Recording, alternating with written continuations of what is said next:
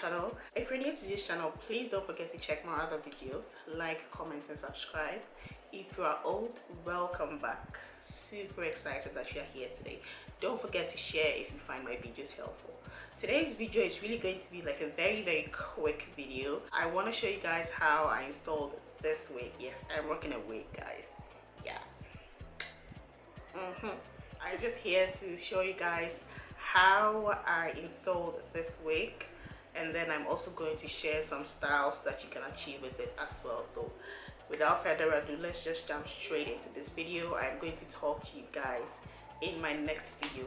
Love you all and bye.